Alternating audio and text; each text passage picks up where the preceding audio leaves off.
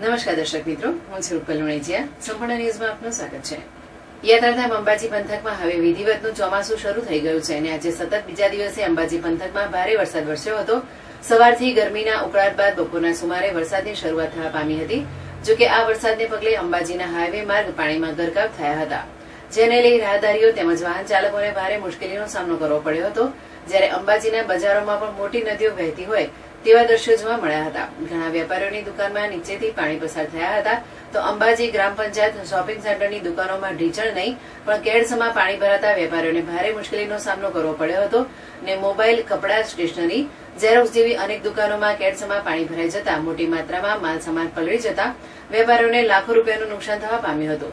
જોકે વેપારીઓના માટે વારંવાર અંબાજી ગ્રામ પંચાયત વહીવટીતંત્રને જાણ કરવા છતાં વરસાદ પૂર્વે પાણીને રોકવા કોઈ વ્યવસ્થા કરવામાં ન આવતા આજે વેપારીઓને મોટી મુશ્કેલીનો સામનો કરવો પડ્યો હતો.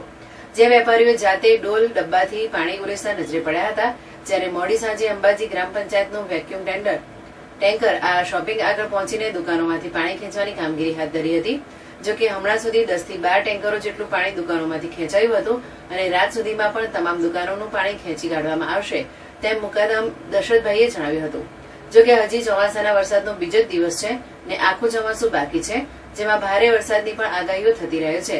તેવા સમયે આ વેપારીઓની શું પરિસ્થિતિ સર્જાશે એ હવે ભગવાનના હાથમાં છે. પણ વધુ વરસાદ આવે ને મોટી નુકસાની ન થાય તે માટે અંબાજી ગ્રામ પંચાયત તેમજ જિલ્લા વહીવટી તંત્ર દ્વારા યોગ્ય ઘટતા પગલાં લેવા તેવી વેપારીઓએ માંગ કરી છે.